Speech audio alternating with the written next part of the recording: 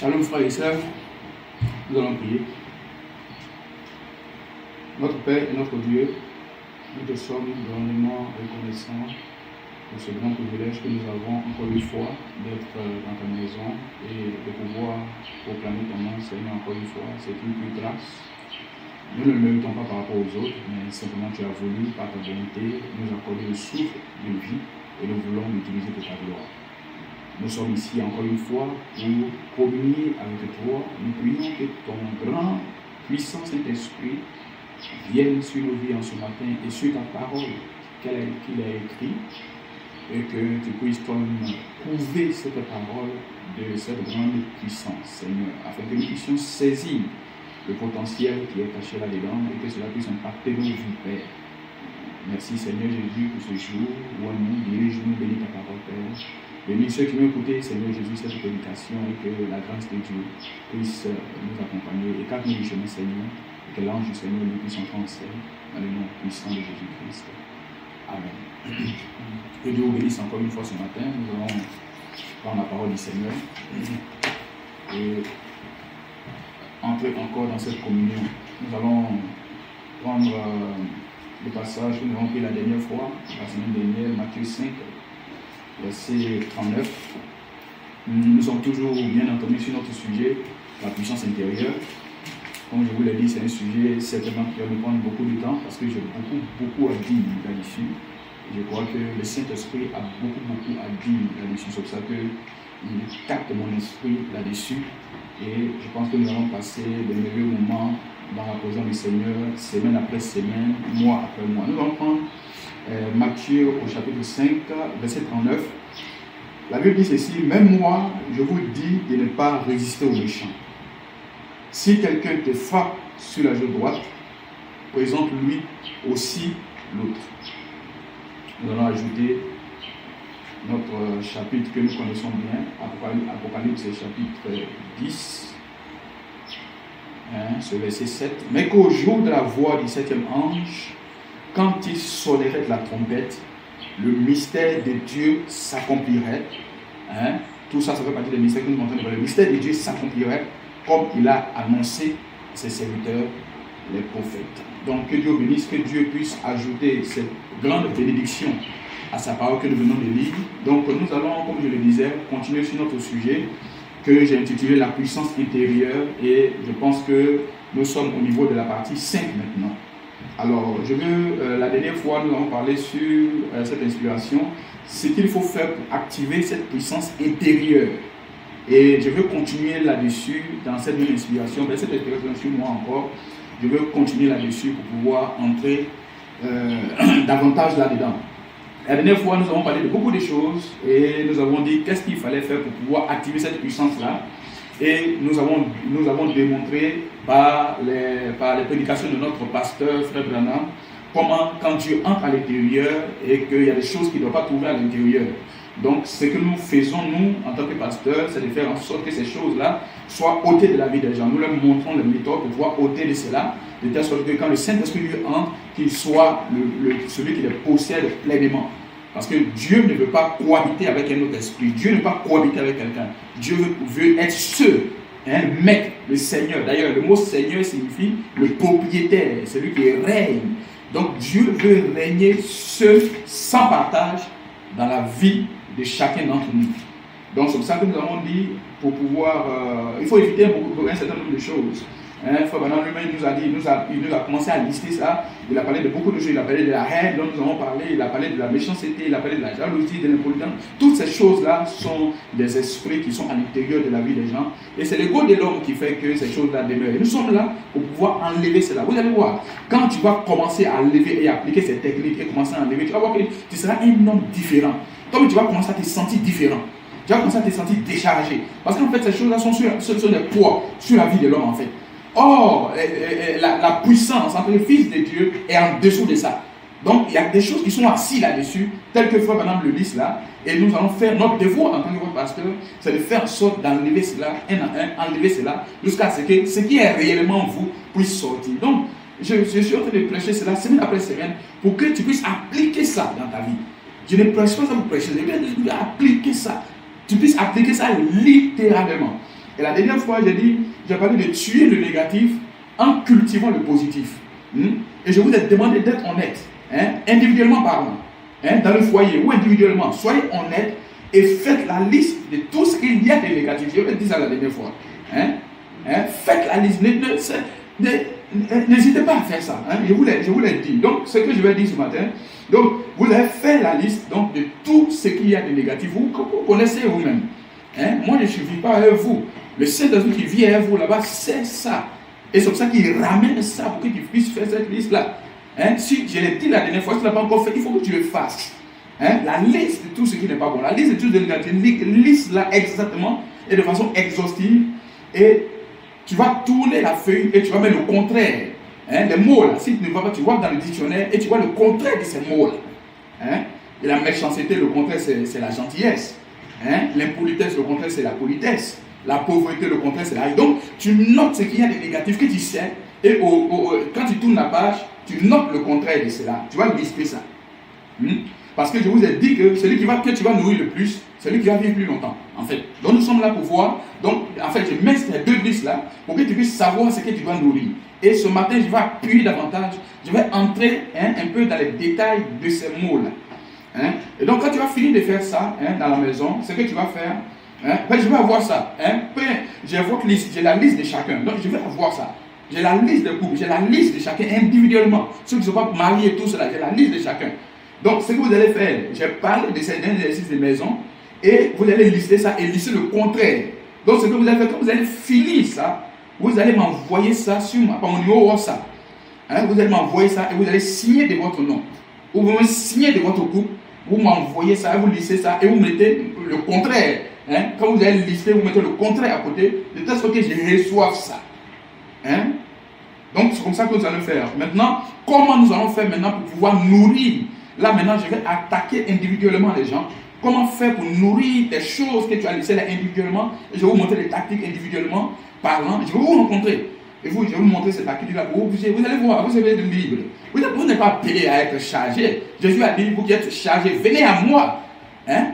Est-ce que tu vois Jésus où ça? C'est pour ça que nous disons que nous sommes le représentant. Et vous allez venir à nous. Et de telle sorte que tout ce qui est poids là, nous allons prendre cela et jeter ça. De telle sorte que vous puissiez manifester ce que vous êtes réellement. Parce que ce que vous êtes réellement, ce n'est pas ça. Ce n'est pas ce que je vois. C'est pour ça que mon travail vis-à-vis de vous, c'est de pouvoir vous décharger de ça. C'est ça mon seul but. Et alors, si je finis ça maintenant, alors moi aussi, je peux avoir ma récompense vis-à-vis de Dieu. C'est ce pourquoi Dieu m'a envoyé. Et alors, si je m'attends à une récompense aussi, comment on va me récompenser si je ne fais pas ça? Et comment est-ce que toi tu seras déchargé si tu ne fais pas ce que j'ai dit? Donc, nous devons faire cela. Donc, nous allons insister là-dessus. Sur toutes ces choses-là. Vous avez beaucoup de choses. Comme je le disais, il y a beaucoup de mots négatifs. Aujourd'hui, je vais insister sur deux des mots qui minent beaucoup la vie des gens. C'est deux mots. Il y a la colère et je vais m'insister aussi sur la jalousie. Ça, c'est les dimanches à venir, je vais insister sur d'autres choses. Mais j'étais inspiré pour pouvoir insister sur ces deux choses-là. Je vais lire ici notre prophète Frère Branham dans la prédication, question-réponse qu'il a prêché le 23 décembre 1959 à Jeffersonville. Il dit ceci, il parlait de fou de Gadara, il dit ceci. Il dit aussi, lorsqu'ils ont fait trois points de suspension, il dit bien sûr, les démons sont sortis d'eux. Il dit parce qu'ils ont tué les pourceaux. Cela les a mis en crise. Ils ont eu une crise comme n'importe qui.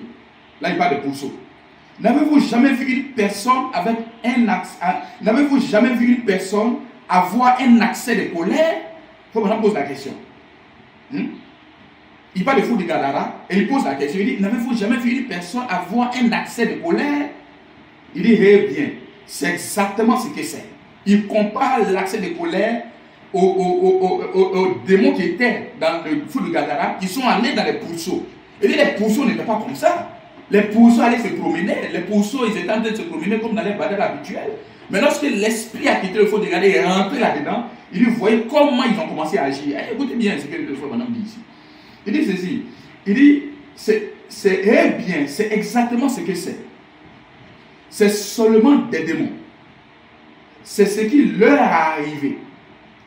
Si vous voyez une de ces personnes dans une crise de colère, vous pourrez dire, ah, je sais ce qui est arrivé à Gadara maintenant. En fait, nous ne sommes pas appelés à nous mettre en colère en réalité. Nous ne sommes pas appelés à nous mettre en colère en réalité. Vous allez voir.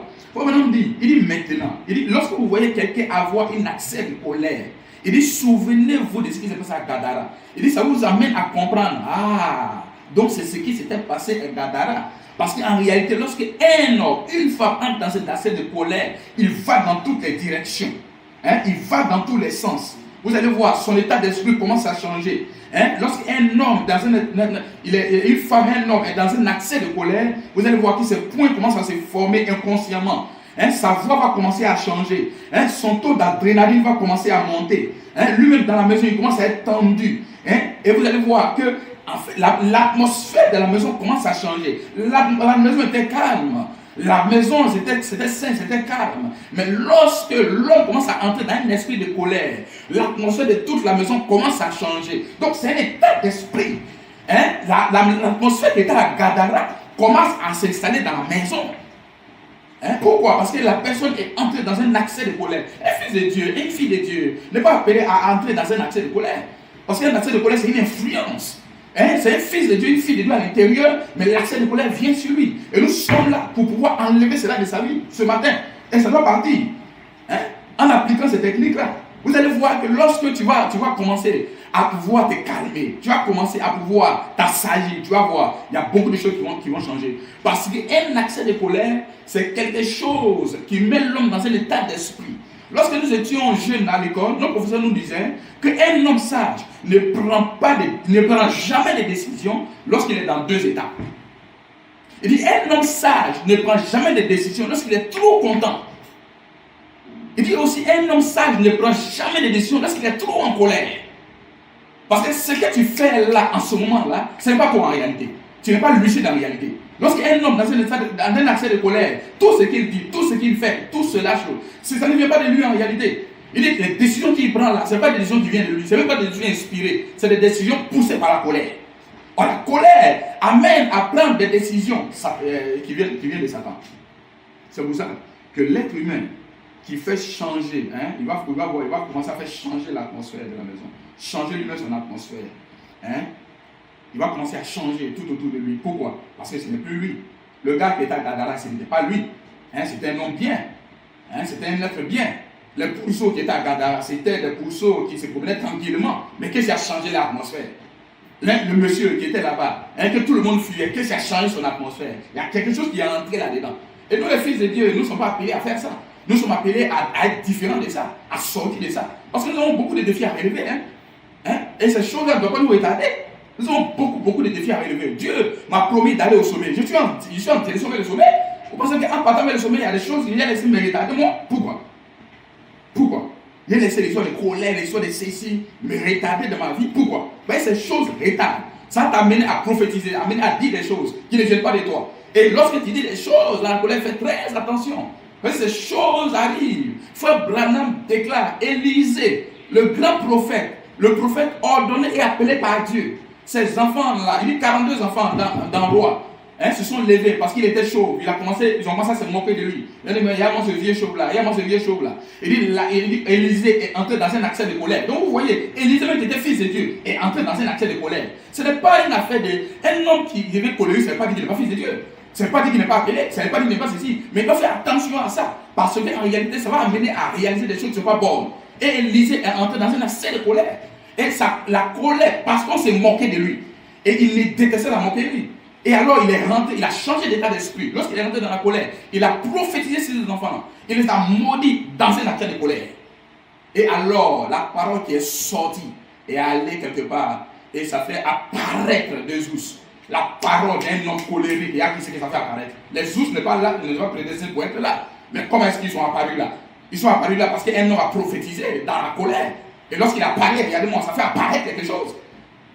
Ça fait apparaître quelque chose, c'est quelque chose de négatif. Et les ours ont avalé les enfants. Frère Branham dit Élisée a mal fait. Frère Branham dit Élisée n'avait pas le droit de rentrer dans un accès de colère. Il dit c'est ça qui a provoqué ça. Frère, c'est pour ça qu'il dit quand le Saint-Esprit veut venir, il y a des choses qu'il doit voir, il y a des choses que tu dois enlever. Quand tu vas enlever ça, tu vas voir ce qui va se passer. Quelque chose va se produire. Quelque chose va arriver. Et souvenez-vous, nous sommes en train de parler de la puissance intérieure. Et c'est ce qu'il faut activer. Ce qu'il faut faire pour activer cette puissance-là. C'est de ça que nous sommes en train de parler. Nous sommes des hommes calmes. Nous sommes des fils de Dieu calmes. Nous sommes des serviteurs calmes. Il faut être calme dans ta vie, tranquille, serein. Peu importe ce qu'on te fait, peu importe les blagues, peu importe les moqueries, peu importe les humiliations. Reste calme. Parce que ce que Satan cherche à faire, il sait que la colère se trouve dans tout homme. Mais comment faire pour activer ça? Pour te retarder, pour amener à dire des choses qui vont faire en sorte que tu vas te mettre dans un autre état d'esprit. C'est ça qui est le but du diable. Et nous sommes là ce matin pour pouvoir t'exhorter là-dedans. Je vais insister sur ce truc-là. C'est un truc qui est courant. C'est un truc qui vient sur la vie des gens. Un couple doit être en harmonie. Une vie individuelle doit être en harmonie. Une personne doit être en harmonie. Il y a seule chose qui peut t'amener sortir de l'harmonie, c'est ça. C'est ça. Il y en a même qui revendiquent ça. Ils sont fiers. Ils disent, écoute, fais attention à moi. Je suis quelqu'un de nerveux. Quand tu dis ça toi-même de ta bouche, est-ce que ça sonne bien? Ça dit qu'il veut se glorifier de ça. Mais non, tu ne peux pas te glorifier dans des choses qui n'est pas bonne. Fais attention à moi. Si je m'énerve, je suis énervé. Mais tu prophétises sur ta propre vie. Dieu ne t'a pas appelé à être nerveux. Dieu ne t'a pas appelé à être en colère. Dieu ne t'a pas appelé à faire des choses comme ça. Non, il ne t'a pas appelé à faire ça. Il t'a appelé à être calme. La Bible dit, reste calme. La Bible dit, soyez toujours heureux. Voilà les promesses de la Bible. Depuis quand Dieu a dit de nous mettre en colère? Il n'a jamais dit ça. Tu ne peux pas revendiquer. Et si tu peux te taper la poitrine pour dire, voilà moi, voilà, tu t'es revendiqué fier de cela. Non. Tu peux être fier d'une chose qui te retarde. Tu peux être fier d'une chose qui va t'empêcher d'entrer dans l'esprit. Au contraire. Tu dois jeter ça loin de toi. Loin, très loin de toi. C'est pour cela, pour pouvoir le faire dans ces choses, lorsque ça arrive, il faut avoir des modèles. Il faut avoir des modèles. Toujours, il faut avoir des modèles. Il faut avoir des modèles. Et tu peux rentrer dans une phase de colère, tu vas commencer à dire n'importe quoi. Parce que quelqu'un qui rentre dans une phase de colère, il va insulter les gens. Il va parler mal aux gens. Ce qui va sortir de sa bouche là, ça sera très très négatif. Une femme qui entre en colère, elle va insulter son mari. Un homme qui entre en colère, il va insulter sa femme. Depuis quand tu as eu frère pour insulter sa femme? Montre une suscitation. Il n'y en a pas. Il n'y en a pas, c'est notre modèle. Depuis quand Jésus-Christ était sur la terre, en tant que notre Seigneur, a rentré dans la colère pour insulter les gens qu'il aimait. Non. Quand Dieu lui rentre en colère, c'est précis. Il rentre en colère parce que le monde va dans la dérive. Il rentre dans la colère parce que le monde ne veut pas obéir à sa parole. Il rentre dans la colère parce que le monde va en enfer. Voilà pourquoi il rentre en colère, c'est une colère saine. Il ne rentre pas en colère contre les gens qu'il aime, contre les gens qui le suivent, contre les gens qui appliquent la parole. Donc c'est des choses qu'il faut éviter. Parce que quand tu vas rentrer là-dedans, ça va créer une atmosphère. C'est une atmosphère qui toi-même ne t'arrange pas. En réalité. Donc à quoi ça sert? Ça ne sert à rien. Depuis quand il faut maintenant insulter sa femme? Depuis quand il faut maintenant insulter ses enfants? Il n'y a pas une suscitation. Ça sort de la bouche. Non. Moi, je suis le pasteur. Je n'ai jamais insulté ma femme. Jamais. Je dis, j'emploie le mot. Je dis jamais. Elle est là, tu vas lui demander. Va lui demander en secret. Jamais. Mes enfants, je n'ai jamais insulté mes enfants.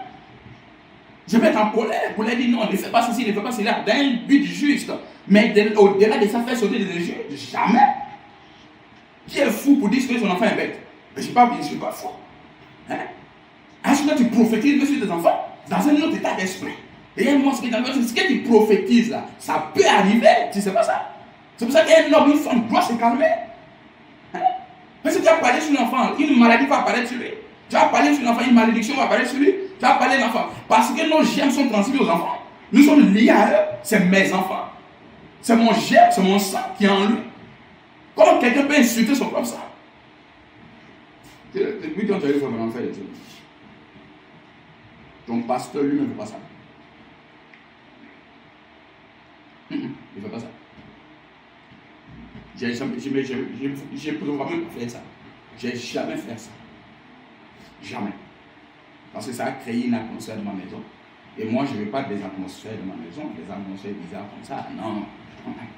Je ne veux pas ça chez moi. Donc, c'est pour ça qu'il faut avoir des modèles.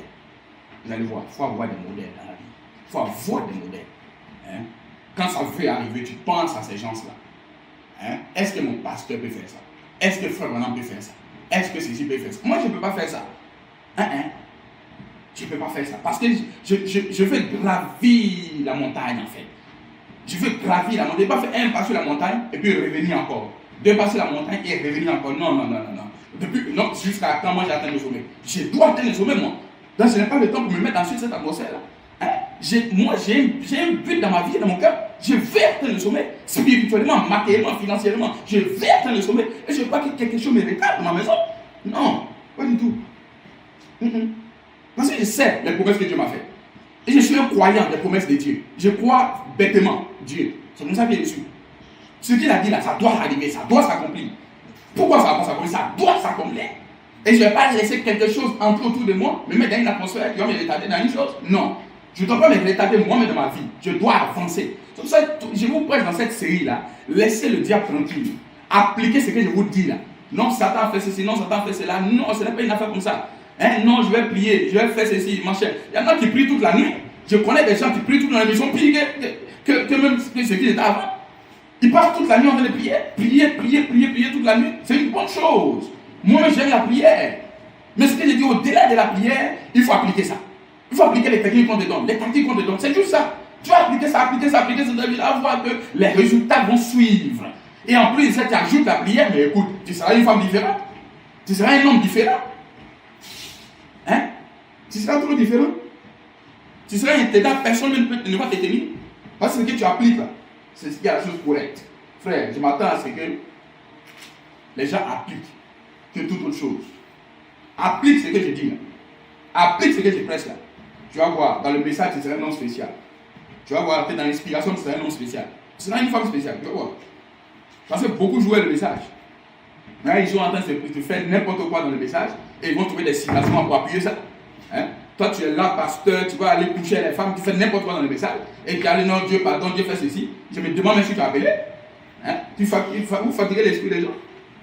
Hein? Ça fait que le problème est jeté sur le message. Hein? Comme si le message il y a confusion dedans. Les gens font en sorte qu'il y a confusion dans l'esprit des gens dans le message. C'est quoi ça? Nous n'avons pas pris le message comme ça. Nous ne sommes pas venus dans le message comme ça. Nous sommes venus dans le message avec un esprit différent. Hein? Le message est trop vrai pour pouvoir faire n'importe quoi comme ça. Hein? Je vais mettre un petit de pasteur sur moi et après je vais me pavaner n'importe comment. Et après maintenant les gens vont venir, je vais prêcher, je vais faire ceci. C'est quoi ça? Ça, ce n'est pas le message. C'est un usurpateur qui est venu dans le message. C'est-à-dire que le gars, il est dans le message, mais il n'est pas du message en fait.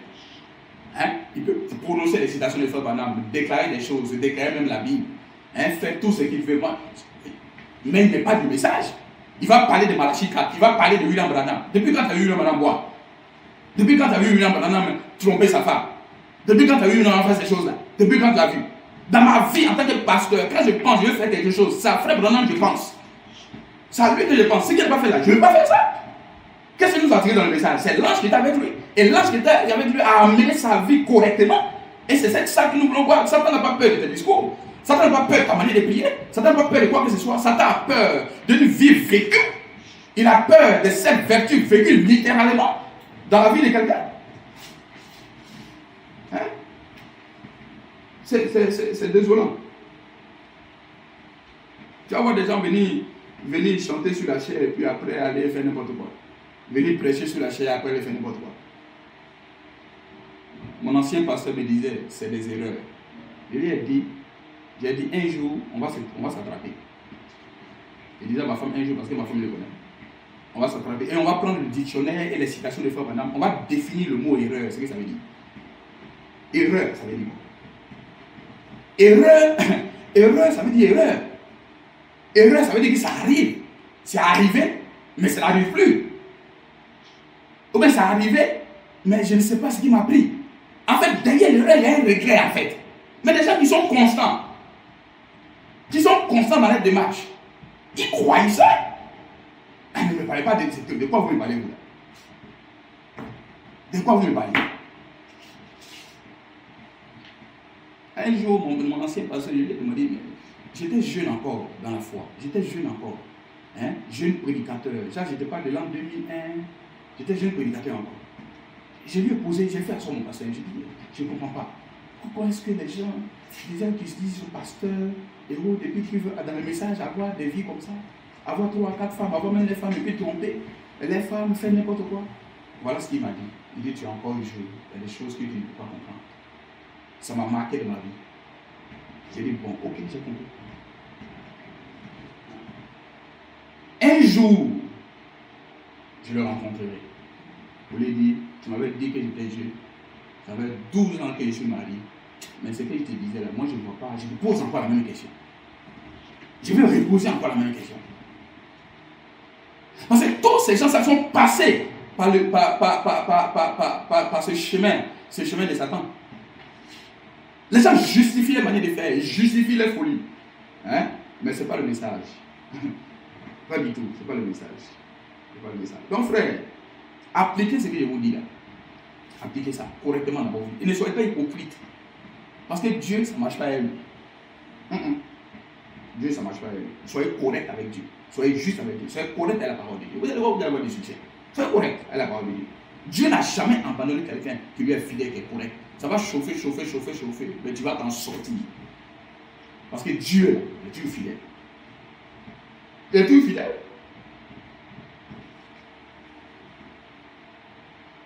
Mais il faut croire.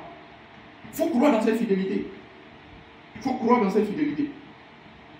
Tu vois que ta femme fait n'importe quoi. Il faut la soir pour lui dire. Il ne faut pas cacher faire des vilaines choses. Ton mari fait n'importe quoi, tu caches ça. Tu es là en train de couvrir ça, mais tu caches quoi. On me racontait les témoignages d'un jeune frère. Hein? C'est dommage. Il vit avec sa femme, il vit avec une autre. Et il menace sa femme. Si tu parles, tu dis au pasteur, garde à toi. Si tu dis au pasteur, c'est quoi ça? Et toi, tu es la femme, tu es assise là, tu acceptes ça. Parce que l'homme te menace, tu ne dois pas dire, toi, tu n'as pas la révélation. Parce que lui, il est en train d'empirer sa situation. Toi, tu t'es levé pour parler de ça. Tu vas te faire quoi? Tu vas te faire quoi? Elle est restée dans ça maintenant, voilà, tout est bête. Faites très attention à pouvoir entrer dans un esprit de colère. La colère n'est pas du tout correcte. Et remarquez une chose, c'est que la colère ne vient pas comme ça. Lorsque quelqu'un se met en colère, une femme se met en colère, un homme se met en colère, c'est une accumulation de petites choses. Il accumule ça, un peu. Et ça devient, si quelqu'un est fâché contre un frère, ou bien fâché contre une soeur, il explose. Mais en réalité, ce n'est pas l'explosion que tu vois là, ça date de longtemps. Ça veut dire qu'il y a des choses, petites choses qu'il a accumulées, il a gardé.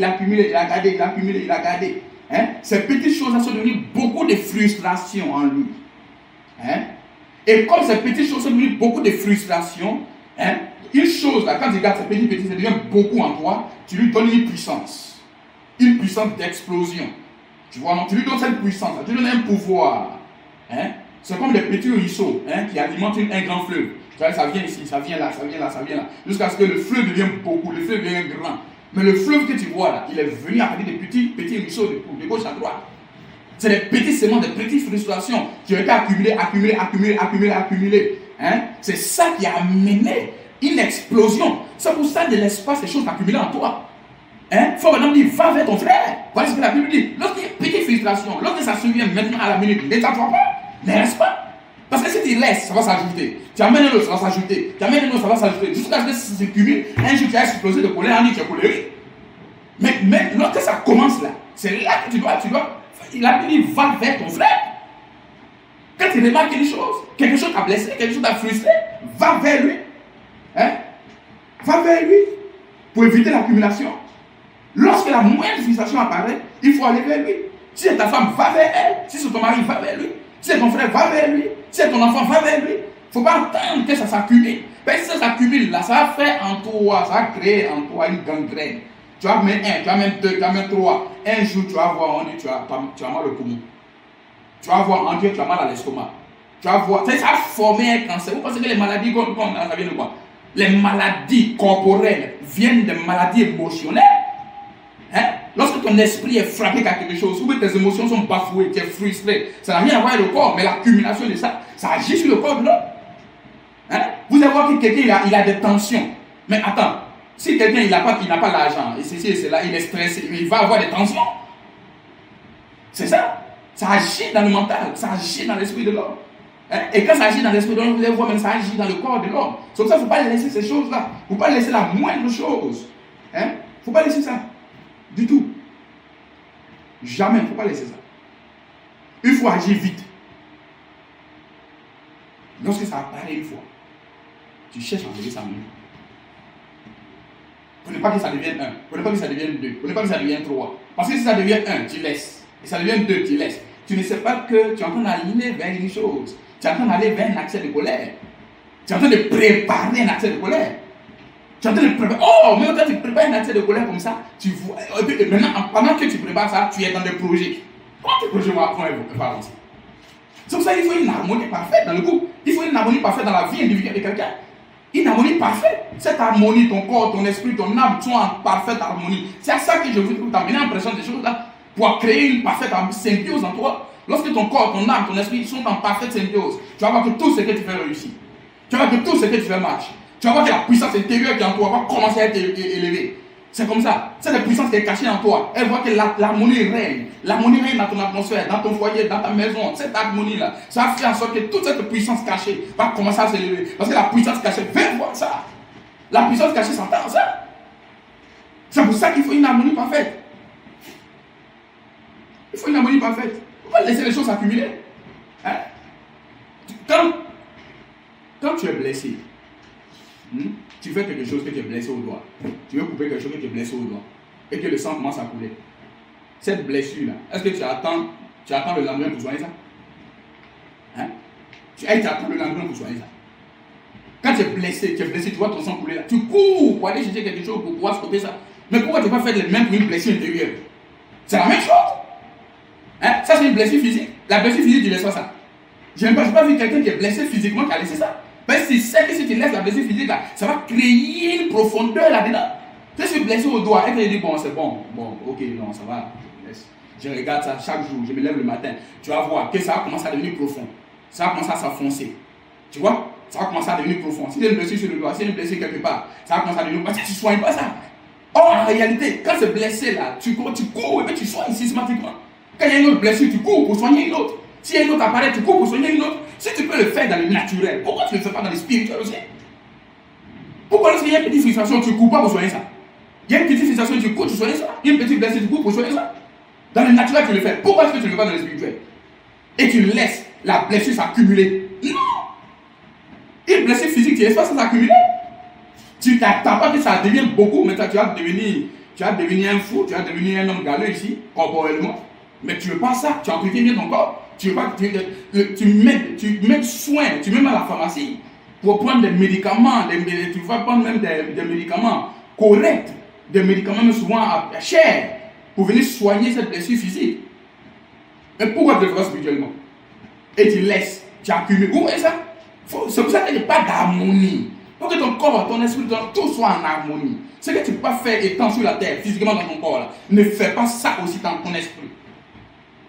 Parce que le naturel nous a été donné pour nous enseigner ce que nous devons faire dans le spirituel. C'est la même chose. Il n'y a pas autre chose. Dieu nous a vécu mettre dans le naturel. Parce qu'il y en a qui pensent qu'on vient dans le naturel, on vit pour vivre comme ça. Non. Un homme, quand il vit dans le naturel, tout ce qui lui arrive autour de lui, en réalité, tout ce qui est autour de lui, il doit avoir une application spirituelle. Il doit avoir une application dans l'esprit. C'est comme ça que Dieu a fait ça. C'est pour ça. Il faut couper court. Il faut agir rapidement. Il faut agir rapidement.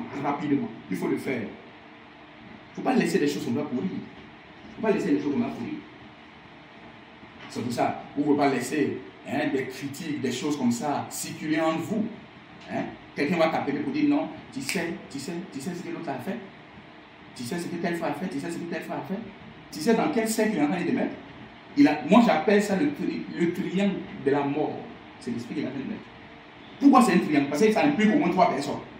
Il va te parler d'une autre personne. Lui, la personne A va te parler à toi, la personne B, d'une autre personne C. Il va dire, mais tu sais, la personne C, là, elle, tu sais comment ce frère-là est, tu sais ce qu'il a fait, ou cette soeur-là, tu sais ce qu'elle a fait. Maintenant, toi, tu tends ton oreille, oui, il a fait quoi? Dis-moi vite. Mais ce qu'elle est en train de faire sur toi, là, en fait, elle est en train de faire en sorte que tu puisses provoquer la colère de la personne C. Parce que si elle te dit ça, maintenant toi tu cours pour aller dire ça à la personne C. La personne C sera en colère contre la personne A. Donc où est ce triangle-là? C'est un triangle de la mort. C'est un triangle de la colère. C'est un triangle de la déchéance. C'est pour ça que vous ne pouvez pas accepter de rentrer dans un tel triangle. Lorsque ça vient vers toi, il faut que tu coupes court. Il faut que tu arrêtes ça en même temps. Tu dis non, c'est toi-même ce que Dieu me dit là. Moi, ça me concerne. Non, ça ne me concerne pas. Donc je ne vais pas rentrer dans ce triangle de la mort. Hein? Si ça ne me concerne pas, toi, tu coupes court. Il ne faut pas que ça parte vers toi. Tu coupes court. La personne n'a qu'à aller vers la personne si elle est courageuse. Tu vas voir que la personne va s'arrêter là net. C'est ça qu'on appelle un fils de Dieu.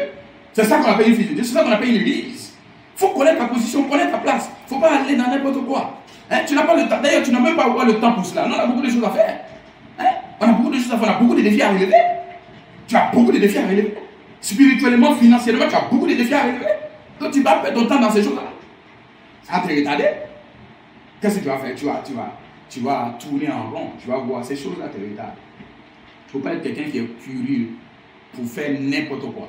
Ça, ce n'est pas une bonne curiosité.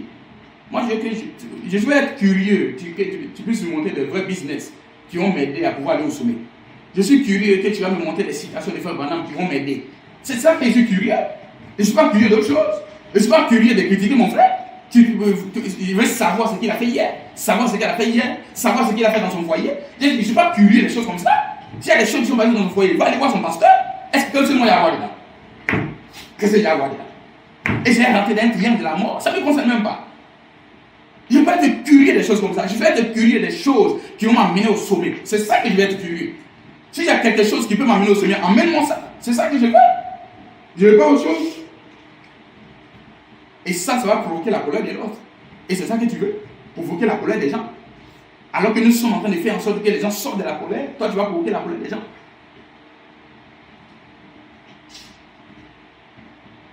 La colère, ce n'est pas une bonne chose. C'est un esprit. En réalité. C'est pour ça que je vais travailler sur toi. Je travaille sur ton esprit, je travaille sur ta vie. Pour que tu puisses sortir des états d'esprit. Tu vas voir, quand tu sors des états d'esprit, c'est comme si tu devenais vainqueur, si tu devenais invincible. Tu vas voir que le monde change devant toi. Tu vois que le monde va changer devant toi. Tout dépend de l'état d'esprit dans lequel tu es. Tu es dans l'état d'esprit de colère, le monde ne va pas changer. Tu vas voir toujours le monde sous tension. Tu vas voir le monde sous l'angle des problèmes, sous tension. C'est-à-dire que tu seras toujours sous pression, toujours sous tension. C'est quoi? Dieu t'a pas appelé à faire ça. Dieu t'a pas appelé à vivre ainsi. Dieu nous a appelé à vivre libre. Hein? Dieu nous a appelé à ce que nous puissions être libres dans notre état d'esprit, être libres dans notre vie. Jusqu'à ce que nous puissions gagner des batailles, nous puissions gagner de la richesse, nous puissions gagner la vie. Nous sommes appelés à briller dans la vie. Nous sommes appelés à être la lumière de la vie. C'est ce à quoi nous sommes appelés. Je ne suis pas appelé à être un rétrograde de la vie. Je ne suis pas appelé à être un homme qui est là dans les ténèbres de la vie. Non, ce n'est pas ma promesse. Je suis appelé à lui, ma lumière qui est en moi, doit lui dans la vie. Et la vie s'attend à moi, les mois s'attendent à moi, les autres s'attendent à moi. À ce que cette grande lumière que Dieu a placée en moi puisse lui. Hein? Et le monde s'attend à ce que cette lumière-là luise clairement devant eux. Je suis un fils de Dieu, ma lumière doit lui en tout temps. Sur tous les plans, ma lumière doit lui. C'est comme ça que je n'ai pas le temps de me mettre dans la colère. Je n'ai pas le temps de vivre dans la colère. La Bible dit que le soleil ne se couche pas sur ta colère. Ça veut dire que ça là, ça veut dire qu'un homme, une femme peut être pôle. Tu ne peux pas emporter ça longtemps avec toi. C'est pour ça que la Bible dit, il ne faut pas que le soleil s'élève le matin, jusqu'à où vous voyez ça couche là, au moment où il se couche là. La Bible dit, si tu es en colère depuis le matin, au moment où le soleil va se coucher là, il faut que ça parte. Il faut que ça parte. Il faut que ça parte rapidement. Pourquoi? Parce que c'est un état d'esprit dans lequel Dieu ne veut pas que nous soyons. Hein? Pourquoi il mentionne ça clairement dans la Genèse? Il dit que le soleil ne se couche pas sur ta colère. Le soleil se lève une seule fois et se couche une seule fois dans la journée. Il dit que le soleil ne se couche pas sur ta colère, quelle que soit la colère qui est en toi. Hein? D'ailleurs, tu ne dois même pas arriver là. Tu ne dois même pas arriver là. Pourquoi? Parce que ça va te bloquer. Ça va te bloquer dans les choses. Et cette puissance intérieure ne peut pas agir en toi. Cette puissance intérieure ne peut pas agir en toi. L'homme n'a pas été créé pour garder les choses pareilles en lui. C'est pas possible. C'est pas possible. C'est pour ça que vous allez remarquer, quand l'homme est en colère, quel que soit ce qu'on lui a fait, vous allez voir qu'il aime se vider. Il va toujours trouver une plateforme où il va partir parler, s'exprimer. Il va aller dire quelque chose. Vous voyez, c'est pour ça que vous voyez, quand il y a des paroles, l'homme veut se vider. C'est pour ça que tu vois, la femme veut se vider. Lorsqu'il y a des situations là, il veut voir quelqu'un à qui il va expliquer, il va parler. En fait, ce que vous voyez là, dans le naturel, là, cela montre que l'homme n'a pas été fait pour garder ces choses comme ça en lui, en fait. L'homme n'a pas été fait pour avoir ces choses comme ça en lui. C'est pour ça qu'il veut se vider de ça en fait. Ça montre que l'homme n'a pas été fait pour avoir ces choses en lui. Donc il faut éviter ça. Sors même de là. Lorsque les gens sont dans cette atmosphère, c'est toi qui vas les aider à sortir de là. Et non pas pour entrer là-dedans. Frère, si vous appliquez ce que je suis en train de vous dire, vous allez voir. Je dis, le monde va changer devant toi. Hein? L'atmosphère va changer devant toi. Toutes les choses vont changer devant toi. Ta vision du monde va changer à 360 degrés. Et toi, c'est appelé à changer la vision du monde. C'est toi, parce que le monde veut voir une lumière quelque part. C'est toi qui dois appeler le monde dans cette lumière. Cette lumière-là doit luire de quelque part. Cette lumière doit se lever de quelque part. Cette lumière, ce n'est pas les dénominations, ce n'est pas les églises, ce n'est pas les gens du monde. Cette lumière, c'est toi qui as pris cette lumière du temps de la fin. Ce message du temps de la fin. Même au jour de la voix de cet ange, quand il changera dans la trompette, le mystère de Dieu va s'accomplir. Quel est ce mystère? Cette grande lumière qui va s'élever en toi, cette puissance intérieure qui est en toi et qui doit s'élever pour lui devant les hommes. Hein? Ça ne voit pas lui tant que tu te mets dans cette atmosphère. C'est pour ça qu'en tant que ton pasteur, il veut te faire sortir de cette atmosphère-là. Tu n'es pas appelé à ça. Tu es appelé à des choses différentes. Tu es appelé à des choses plus grandes que ça. Tu es appelé à des choses plus significatives que ces choses-là. Hein? Ces choses ne te ressemblent pas en réalité. Ça ne te ressemble pas. Pas du tout. C'est pour ça que quelqu'un demandait à Jésus un jour combien de fois devons pardonner les gens. Hein? Combien de fois je dois pardonner les gens. Et c'est que Jésus répond. Jésus dit 70 fois 7 fois. Hein? 70 fois 7 fois. Il dit combien de fois je dois pardonner? Il dit 70 fois 7 fois. Hein? Ça fait 490 fois. Quand tu as fini de pardonner les gens 490 fois, je me demande comment, si tu vas revenir même encore te mettre en colère contre quelqu'un. Si tu vas revenir encore à voir des choses comme ça contre quelqu'un, non. Il dit 7 fois 70 fois. Remarquez bien, c'est les chiffres 7 seulement qui sont dans le conseil qu'il donne aux gens. C'est un chiffre de l'achèvement. C'est un chiffre de la perfection, c'est un chiffre de l'achèvement. Pour que tu puisses entrer dans cette perfection-là, il faut pardonner. Il faut pardonner à ton mari, il faut pardonner à ton enfant, il faut pardonner à ta femme. C'est tout. Sortir de cette atmosphère-là, sortir de toute colère, sortir de cette... Attends, le temps même que tu prends, vous savez, la colère, ça demande de la concentration. Tu vois, quand quelqu'un se met dans un état d'esprit comme ça, tu vois, ses nerfs sont concentrés. Son esprit est concentré. C'est-à-dire qu'il génère de la force. Toute cette force que tu génères là, attends, cette force que tu génères pour mettre tout ça dans la colère là, pense cette force-là pour aller prier, pense cette force-là pour aller chercher du boulot, pense cette force-là pour aller, pense cette force-là pour aller tourner dans la vie, tu peux prendre cette force-là, c'est une capacité que tu peux aller prendre pour négocier des marchés, c'est une capacité que tu peux aller prendre pour négocier avec des gens, c'est une capacité que tu peux aller prendre pour te chercher, au lieu de concentrer toute cette force-là pour une chose négative. Pense cette chose-là, c'est une force, c'est une énergie que tu dégages. C'est l'énergie que tu dégages. Prends cette énergie-là et mets ça pour améliorer ta vie. Au lieu de te mettre dans cet état d'esprit-là. C'est un état d'esprit qui ne va pas t'arranger. C'est pour ça, il faut maintenant dire, lorsque le Saint-Esprit va entrer, quand il va trouver des choses, ça va le faire ressortir. C'est pour ça que moi j'entre avant pour pouvoir t'amener à changer l'état d'esprit, à changer cette atmosphère, à changer ces choses. Parce que ce n'est pas toi. Ce n'est pas toi. Peu importe ce qui se passe dans la maison, sois calme. Parce que ce que Satan veut, c'est t'amener dans cet état d'esprit. Ça ne veut pas dire qu'il n'est pas fils de Dieu. Ça ne veut pas dire qu'il n'est pas fils de Dieu. Il veut t'amener dans un état d'esprit où ça va t'amener à te bloquer. C'est tout. Et comme je le disais la semaine passée, ça va retarder tes bénédictions. Les gens qui sont en Égypte, qui étaient en Égypte, là, ils avaient 430 ans, dit frère Bonadam, au lieu de 400 ans. C'est leur attitude. Ça ne veut pas dire qu'il ne devait pas sortir. Il devait sortir. Parce que Dieu avait déjà dit. Dieu ne peut pas se répandre de sa parole. Il a parlé, il a prophétisé. Il a prophétisé la libération, la délivrance. Mais les gars étaient là encore. Mais ça n'annulait pas la parole de Dieu. Tu seras béni, tu seras loin. Ça ne va pas annuler la parole de Dieu dans ta vie. Tu vois, mais regarde, ton atmosphère dans laquelle tu es, ça peut t'amener à arrêter. C'est pour ça que mon travail en tant que ton pasteur, c'est de changer ton atmosphère. Moi, je veux que tu entres en position rapidement de ce qui t'appartient. Rapidement de tes promesses, rapidement de tes bénédictions. C'est pour ça, dans ta maison, il ne faut jamais te fâcher. C'est un peu fort, mais je te dis la vérité, il ne faut jamais. Jamais. Parce que ça ne te sert à rien. Regardez bien, lorsque les gens sont fâchés dans la colère, quand ils finissent maintenant, ils reviennent maintenant. Sinon, quand tu finis de faire le tapage, tu finis de faire tout ce que tu veux, maintenant tu reviens à la vie normale. Est-ce que tu vas rester là-bas? Tu vas revenir à la vie normale? Tu vas revenir sur terre?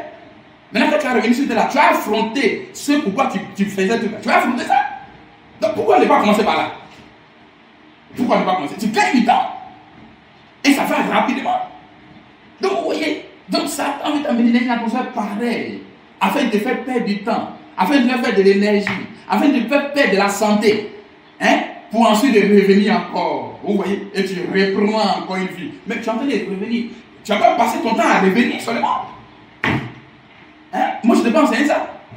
Et c'est moi qui te prends ça. À revenir, à revenir, à revenir. Non, tu es fils de Dieu. Avance, Joe. Avance, frère. Avance, quelqu'un. Hein? Tu peux dire amen à cela. Avance. Hein? Va de l'avant. Ce n'est pas ça ta vraie position. Ce n'est pas ça ta vraie vie. Va de l'avant. Mais pasteur, Dieu ne se met-il pas en colère? Si, Dieu se met en colère. Comme je l'ai déjà dit. Mais ce n'est pas pour insulter les gens qui l'aiment. Ou pour frustrer les gens qui l'aiment. Non. C'est au contraire. Il se met en colère contre le monde. Tu vois? Donc ça, il faut pouvoir changer cette atmosphère. Cette atmosphère, si tu la changes, tu vas voir que tu seras un homme sérieux devant le Saint-Esprit. Une femme sérieuse devant le Saint-Esprit. Dieu veut des candidats sérieux à la puissance intérieure. Dieu veut des candidates sérieuses à la puissance intérieure, à cette puissance intérieure. Nous devons dominer la vie. Nous devons dominer sur la vie. N'est-ce pas que la vie de dominer? Nous devons dominer sur la vie. La vie, là, nous devons dominer là-dessus. Il a dit, chaque parcelle que ton pied va fouler, je te le donne. Il dit, chaque portion que vos pieds vont fouler, je vous les donne. C'est un homme qui a parlé? C'est un homme qui a parlé? Dis-moi, c'est un homme qui a parlé? C'est Dieu qui parle. Il dit, chaque portion que vous allez fouler, moi je vous... Nous sommes appelés à dominer. J'ai dit, personne ne peut m'enlever cette foi. Personne ne peut m'enlever cet état d'esprit. Je suis dans cet état d'esprit. Et si tu me crois, tu dois être dans cet état d'esprit. Hein? Tu ne laisses pas la vie te dominer. Ne laisse pas la vie te dominer. Tu es assis par les yeux. Tu es assis comme une prise en charge. Ne laisse pas la vie te dominer. Non. Et c'est des gens comme ça qui sont beaucoup colériques. Ne laisse pas la vie te dominer. Ne laisse pas les situations te dominer. Reste calme, ma vie, dans tes projets. Et tu vas voir, ça va se réaliser.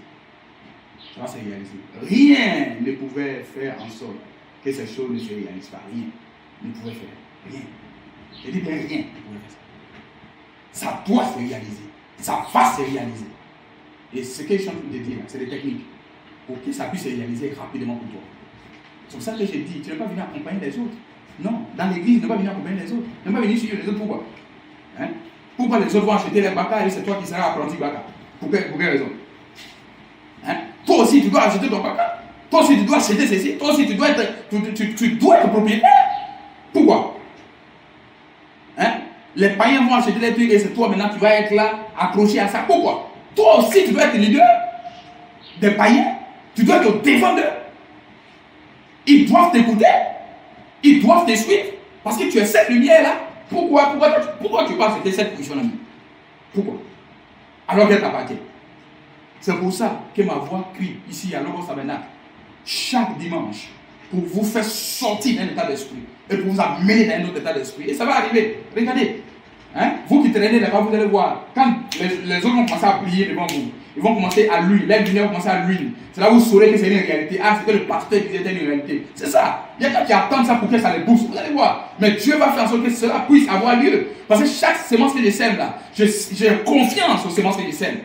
J'ai confiance aux sémences que je sème chaque jour. Et ces sémences que je sème, ça contient de la puissance. Et la puissance dans chaque sémence que je sème là. Et cette puissance qui est cachée dans la sémence, ne t'en fais pas. Aussi longtemps qu'il y a la puissance dans cette sémence, ça va germer. Ça va produire des arbres, ça va produire des fruits, ça va produire des fleurs, ça va produire des feuilles. Hein? Pourquoi? Parce qu'il y a la puissance cachée à l'intérieur. Cette puissance intérieure dans la sémence. Et la sémence est en nous. Et cette puissance est en nous. Et elle va germer. Et chaque sémence va produire des fruits.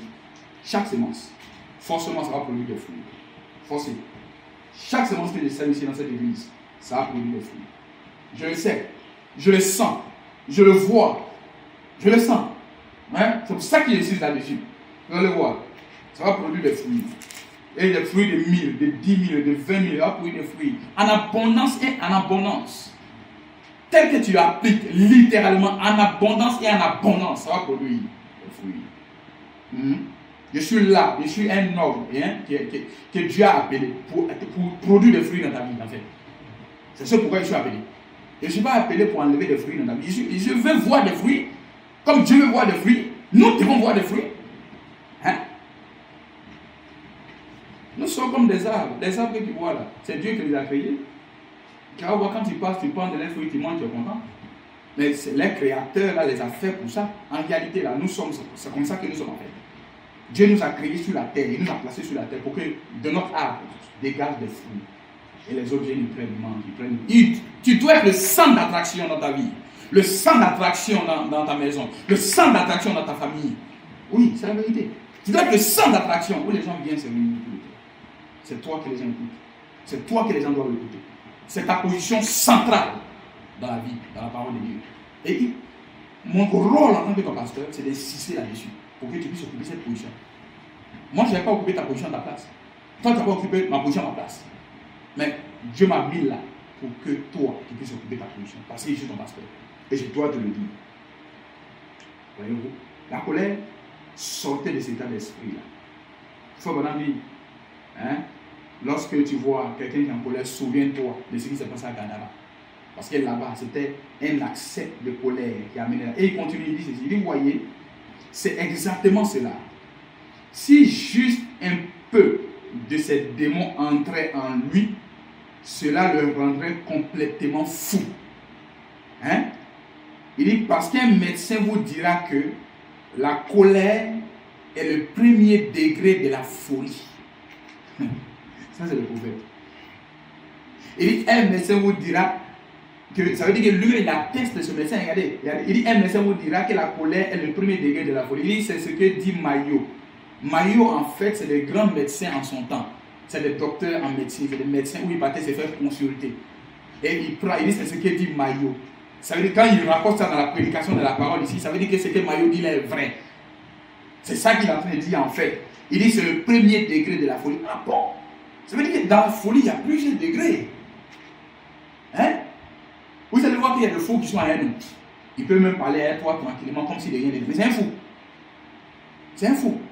Vous n'avez pas vu ça? Les fous qui raisonnent bien. Tu vas voir maintenant, il prend même la langue française. Il peut même mieux parler le français que toi. Son raisonnement, hein, ça c'est un niveau de folie. Son raisonnement est cohérent. Mais sa manière de faire est bizarre. C'est un niveau de folie. Son raisonnement est très cohérent. Mais tu vas voir, sa manière de faire est bizarre. Mais tu vas voir dans un autre degré, tu vas voir que lui, il enlève ses vêtements. Comme le fou de Gadara. Il enlève ses vêtements. Et il vit parmi nous. Il se promène là. Il n'est pas violent. Hein? Pas du tout. Il n'est pas du tout violent. Il peut se promener avec toi. Il peut même parler avec toi, rire avec toi. Hein? Mais ses habits là sont déchirés. Tu vas voir que c'est un fou. Maintenant, il y a un autre degré encore. Où le gars, lui-même, ses vêtements sont déchirés. Ses cheveux sont mélangés. Mais si tu t'approches, lui, il peut prendre un truc pour te taper. Ça, c'est un degré de folie. Et il y a un autre degré encore où lui, il ne vit pas même parmi les humains. Lui, il vit même quelque part dans des lieux isolés. Donc, il y a des degrés dans la folie. Et il faut vraiment dire, dans tous ces degrés-là, il faut vraiment dire, le premier degré, c'est la colère. Hein? Donc, si tu te mets en colère constamment, en fait, tu es un fou ambulant, tu vois. Tu es une fou ambulant sans le savoir. C'est ce que dit le prophète. Donc, non, promets-moi de ne plus te mettre en colère dans ta maison, s'il te plaît. Promets-moi de ne plus te mettre en colère parmi tes enfants. Promets-moi de ne plus te mettre en colère parmi tes camarades.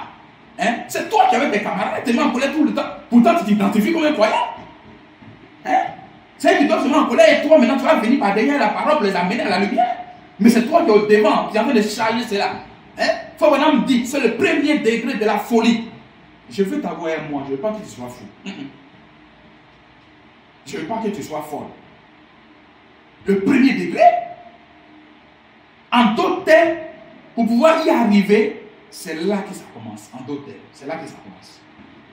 C'est pour ça qu'il faut sortir rapidement de ça. Sortir rapidement de ça. Parce que c'est le premier degré de la folie. Le premier degré. Il faut sortir. Dieu ne t'a pas appelé à te mettre en colère. Pas du tout. Il faut vraiment dire ceci. Dans la prédication, a eu-il à Dieu de changer sa pensée au sujet de sa parole qu'il a prêché le 18 avril 1965? Il dit ceci à Jeffersonville. Il dit, et nous nous apercevons que chaque fois que ces esprits naturels et spirituels des églises et des organisations se rencontrent, il y a une confrontation, il y a une heure. Il dit, cela ne manque jamais de se passer ici. il y a toujours un c'est-à-dire, lorsque les charnels et les spirituels se rencontrent, mon frère, il y a toujours un Comme on dit ceci. Il dit car nous découvrons. Il dit qu'il y a là une sorte de jalousie. Là, nous sommes en train de passer au deuxième terme de notre journée, la jalousie. Il dit lorsque le charnel et le spirituel se rencontrent, il y a quelque chose qui ne va pas. Il y a quelque chose, il y a comme un clash. Il y a comme quelque chose qui n'a pas correctement. Il y a un charnel spirituel.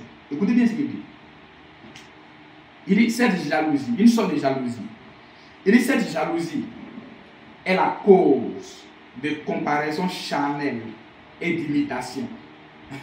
Ouais. Donc le charnel et le spirituel se rencontrent, il y a comme une sorte de jalousie. L'un va voir que l'autre a le succès, l'autre va voir que l'autre n'a pas le succès. Et l'autre veut imiter l'autre forcément, il veut faire comme l'autre. Non. Non. C'est parce que mon frère a fait ce que je vais faire comme lui. Comment il est dominationnel? Il y a des dominationnels qui veulent faire même chose comme un mur là, même chose aujourd'hui, même chose demain, même chose. Non. Paul voilà nous dit dans la prédication les choses qui doivent arriver. Il dit ceci, il dit Dieu nous a fait avec des goûts différents, avec des sensations différentes. Il dit c'est pour ça, toi tu peux aimer telle nourriture, moi je vais aimer telle autre nourriture, toi tu vas aimer telle ceci, moi j'ai aimé. Il dit c'est pour ça, avant notre naissance, Dieu a créé des plaines, il a créé des vallées, il a créé des montagnes, il a créé des arbres. Il dit pourquoi? En nous amenant sur la terre, d'autres vont aimer les vallées, d'autres vont aimer les montagnes, d'autres vont aimer les arbres. Il dit c'est à cause de nous qu'il a fait tout ce berceau-là. Il dit avant qu'il puisse nous créer, nous, il a mis des goûts différents en nous. Et ces goûts-là sont en nous, et nous venons sur la terre, chacun a son goût, chacun a sa manière de voir dans le naturel des choses. C'est pour ça que je ne vais pas aimer quelque chose parce que mon frère aime. Non. Nous avons des goûts différents. Donc tu peux me forcer à aimer ce que toi tu veux. Pourquoi? Et dit lorsque le charnel et le spirituel se rencontrent, il y a toujours un clash. Il y a toujours une sorte de jalousie. Il dit cette jalousie est la cause de comparaison charnelle et d'imitation. Il dit et nous voyons qu'il en est aujourd'hui comme il en fut alors. Lorsque Dieu fait quelque chose chez une personne, écoute bien, il dit lorsque Dieu fait quelque chose chez une personne, tout le monde essaie de copier ce que Dieu a fait chez cette personne. Non, Dieu a fait une chose chez une personne précise. Pourquoi il l'a fait? Comment il l'a fait? Et maintenant nous partons maintenant copier-coller. Non, ce n'est pas du copiage, du collage. Dieu l'a fait, il sait pourquoi. Il faut maintenant continuer de vous voyez. Cela occasionne une compétition. Et tout cela est charnel. Ce n'est pas une compétition. Il a fait l'église, ce n'est pas une compétition. Il a fait de communion, ce n'est pas une compétition. Il n'y a pas de compétition entre les fils de Dieu. Il n'y a pas de compétition quelque part. Non. Au contraire, nous formons un corps de Christ. Une équipe de football. Dans une équipe de football, il y a 11 personnes. Mon devoir, c'est de donner la passe à tel. Mon devoir, il va donner la passe à tel. L'autre va donner la passe à tel. Mais quel est le but en faisant toutes ces passes-là? C'est pour marquer l'adversaire. C'est fort, madame dit c'est une équipe, comme une équipe qui se fait la passe pour atteindre un but. Mais chacun a son rôle. D'autres sont des défenseurs, d'autres sont des milieux de terrain, d'autres sont des attaquants. D'autres leur rôle c'est de marquer, d'autres leur rôle c'est de défendre, d'autres leur rôle c'est de garder le but. Mais toute cette équipe-là concourt pour le bien de l'équipe entière. C'est pour ça que Dieu nous donne des goûts différents, des talents différents, des positions différentes, des postes différents. Je ne veux pas occuper le poste de quelqu'un. Je ne veux pas faire ce que l'autre fait forcément parce que Dieu nous a placé à des postes différents. Imaginez que nous soyons dans une même équipe et le défenseur est jaloux de celui qui marque le but et celui qui marque le but est jaloux du milieu. Parce que celui qui a le ballon d'or, c'est le milieu. Il dit pourquoi moi je suis attaquant? Eh bien je n'ai jamais le ballon d'or et celui au milieu c'est qui a le ballon d'or. Non. Faut bonhomme dit c'est à occasion des choses comme cela. Il dit alors c'est devenu une compétition. Il ne faut pas comparer mon église à quelqu'un. Si son église a du succès, je dis gloire à Dieu. Si l'œuvre a du succès, je dis gloire à Dieu, frère, continue à aller de l'avant. C'est pour le corps de Christ, aller de l'avant. Et je vais maintenant essayer d'imiter ce qu'il fait. Non, pas du tout. Dieu nous conduit. Ce que je suis en train de vous prêcher là, j'ai reçu ça de Dieu. En réalité, j'ai commencé cette série. Je n'aime pas écouter quelqu'un. Je n'aime pas écouter un ministre ou un pasteur ou un ceci. Non, c'est faux. Devant Dieu, j'ai reçu ça directement de Dieu pour commencer ça. C'est lui-même qui m'a amené à apprendre Michel-Ange. Le sujet de Michel-Ange dans les brochures de Frère Branham. Ce n'est pas quelqu'un qui m'a conduit à faire ça. Non. C'est lui-même, pas une inspiration divine, pour aller prendre, pour fouiller dans cette série-là. Jusqu'à ce que lui, maintenant, lui, où je vais enlever tout ce que les gens ont dit. c'est lui qui m'a conduit. Il dit, vous voyez, cela occasionne une compétition. Et tout cela est charnel.